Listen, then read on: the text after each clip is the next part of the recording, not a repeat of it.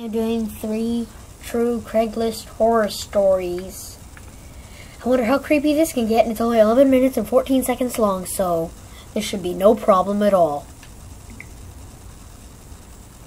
Once again, I'm doing this on Xbox, so,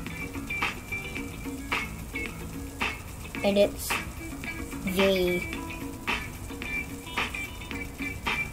I'm recording with my tablet.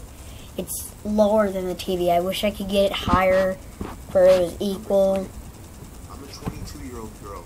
I was looking on Craigslist to buy a couch for my new apartment a month ago. Okay. I found something I thought seemed like a good deal. From the pictures, the couch seemed to be in great shape. The seller wanted to be contacted by email. His email was MexicanPapi666@hotmail.com. I felt that email was a bit off-putting, but I still went ahead and emailed him my offer. Okay, the reason he's saying something about that, or she, as in her point of view, whatever it was, 666, the devil's number. So, if you see anything with 666 in it, I suggest you don't give anybody that has that in their email your number or email or anything. So, let's continue. He responded within 5 minutes, accepting the offer and asking for my address. I honestly felt uncomfortable with his asking. I did not want a stranger coming to my house. Never give anybody your address.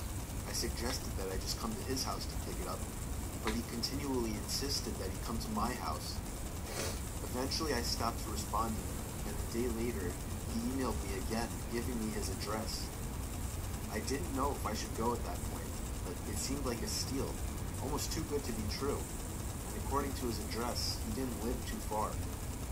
So I got in my van and drove over to the seller's house. I immediately noticed that the house was a bit smaller than all the other houses on the block.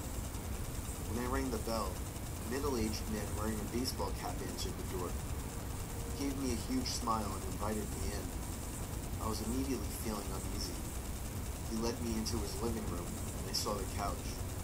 Immediately, I saw scuff marks and small tears in the couch. It was not at all in the shape that it appeared in the ad. I commented on this. He just smiled and offered to lower the price. I told him I'm not interested. Here's where things started getting creepy. As I was making my way out of the house, he put his hand on my shoulder and offered to give it to me for free if I was willing to, quote-unquote, give something to him. I let out a disgusted gasp and got back into my car. I didn't even look up out the window. I just drove away from there quickly. But it doesn't end there. That same night, I was laying in my bed watching TV, and I thought I heard somebody stomping up the steps of my porch. I muted the TV and was able to clearly hear the sound of somebody fiddling with my front doorknob. I jumped out of my bed and tiptoed over to the front door to look through the peephole, but whoever it was already gone. And then, I thought I could hear the sound of the gate to the backyard opening and closing. That was when I grabbed the phone and dialed 911. Soon after, I heard the sound of somebody fiddling with the doorknob to the back door of the apartment. You're smart adult. I yelled to whoever it was that the police were on their way, and after that, I heard the sound of the gate opening and closing again.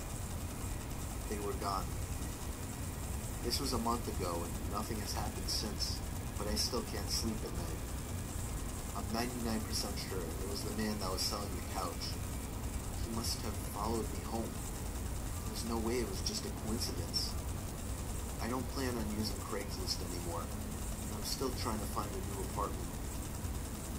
Number 2. I was looking for a car to buy for my son for his 18th birthday. Well, I was searching all the typical car websites, cars.com, eBay Motors. They were all overpriced as expected. Craigslist was the only place to find an actual deal.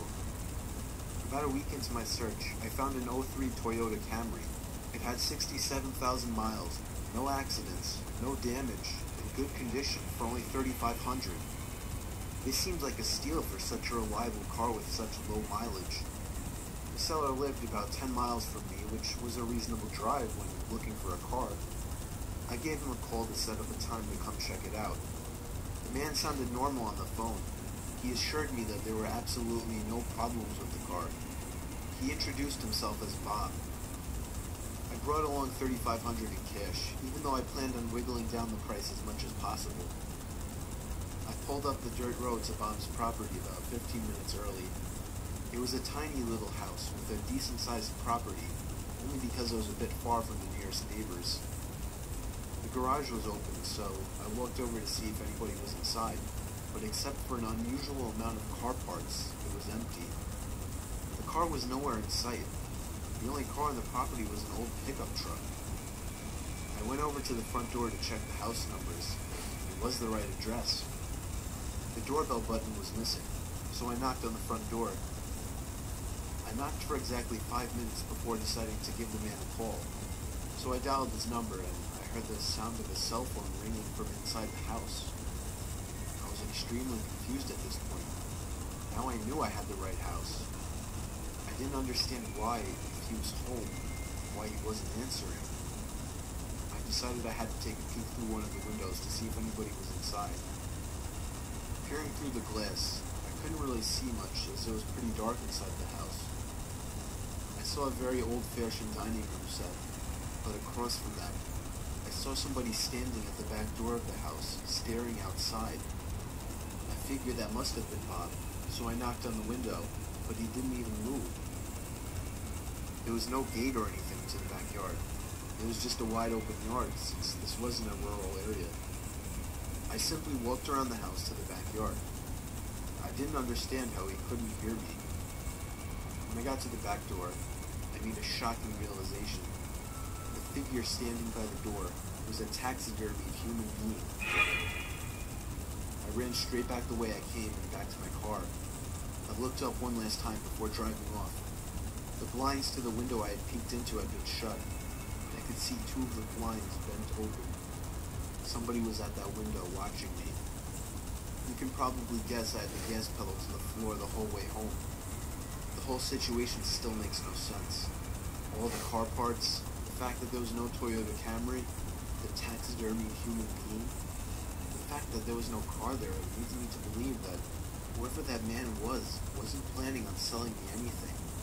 And that also leads to the disturbing thought that I was very close to becoming a lifeless statue staring out that man's back door. Number 1. I was looking to buy the iPhone 5 about a year ago. I found a guy on Craigslist who was selling his for $200. He claimed it was in mint condition and that he wanted to upgrade to the 5C. I didn't know much about how to go about testing a phone to make sure everything works, so I brought my little brother along who knew a lot more than I did. We met halfway at a Dunkin' Donuts parking lot. You have to take your little brother. Too large and too... You have to take your little brother to see if the phone works. Your little brother. And you're an adult buying something from Craigslist? First off, how'd you get your account? Yourself, or your little brother, or your mom? I wonder who did it for you. It could have been you, could have been anybody else. But that phone is on the wrong wooden table. Maybe guys stepped out of a black Honda Civic and walked over to us. One of the guys pulled out the phone and showed it to me. It didn't have a scratch on it. My brother took out my SIM card and popped it into this new phone. He did some testing and told me that it works. The guy then asked for $250, even though he originally asked for $200. I lied and told him I only brought $200, and he seemed a bit unhappy with this. I did have $250, but I didn't want to spend more than his original asking price. I kind of figured it was his way of making sure I didn't haggle down the price. I handed the guy the $200, and he and his buddy got back in their car. We got back into my car, and I tested out the new phone by calling my girlfriend. I sat testing things around for about 5 minutes. My brother commented on the fact that the 2 guys hadn't left yet either, but I didn't really care. I started the car and pulled out of the parking lot. My brother then commented that 2 guys started their car just as I had. I didn't find it too weird. I drove down the turnpike and eventually stopped at a red light. That's when I noticed the black Honda Civic pull up right behind us in my rear view mirror. I found that a bit weird since I was sure they came from the opposite direction.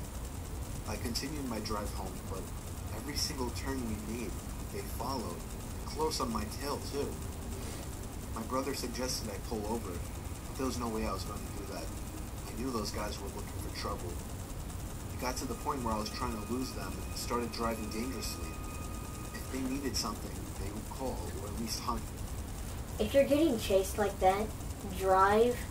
If you know where one is, drive to a police station and look to see if they're still following you. If they're not, or if they are and they're right behind you parked, get out of your car and run as fast as you can to the police station and knock on the door. But if they're not there, go in and say something like, well, I don't know, but if there was somebody following you, just tell them there was somebody following you and blah blah blah blah blah et. So yeah. Warned, but they were looking for some kind of trouble. I tried something risky to lose them. At an intersection, the light had just turned red. So how long has this been going I on? floored it across the intersection 8 minutes? before any of the cars would begin to pass. Okay, you're My about brother 3 shouted minutes at me, left, calling me and stupid and crazy, but it worked. oh, They good followed. God, thank God. We got home after the extra long drive. My heart was still racing from the intensity of the situation. I was just happy I got a working phone for such a low cost. Later that night, I was playing around with the phone, trying to set some things up before going to bed. My parents and brother were already asleep at this point. And just then, the sound of 2 car doors slamming shut outside interrupted me. I looked out my window, and I felt like my heart completely stopped. The black Honda Civic was parked across the street. I could only assume the 2 guys were already halfway to our front door. I immediately woke up my dad and explained everything as quickly as possible. He got up, grabbed a baseball bat, and crouched behind the front door. A loud knock came at the front door. My dad screamed at them to go away. One of the guys on the other side of the door claimed to have a gun and said that he would shoot the lock off of the door if he didn't open up. My dad told me to call Joe, our friend who lives 2 doors down who happens to be a police officer. I called Joe and he said he would be right over it and to stay hidden. Here's the part that still scares me to this day. There was the sound of a silenced shot of a pistol. I peeked over and saw a bullet hole in the door, inches away from my dad's head. My dad ran away from the door and we all listened. We heard Joe outside yelling at them to drop their weapons. My dad went outside to help when they lowered their guns. Joe arrested the 2 assholes. I have to say, Sorry, this was the I had scariest day to. of my life, but it was also the best I had ever felt in my entire life.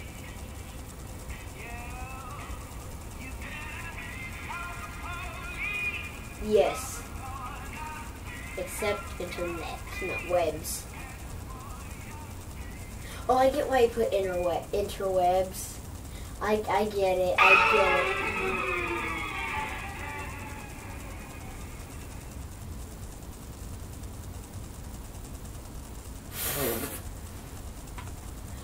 What the heck was that? Didn't get scared by a bike on Craigslist. That scared the crap out of me. I was not expecting that, and my hair is not right at all. I want to get my comb. Eeh. Combing my hair.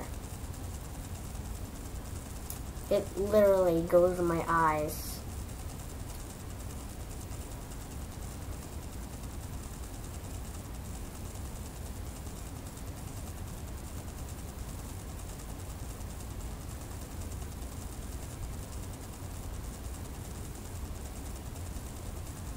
This kills my hair.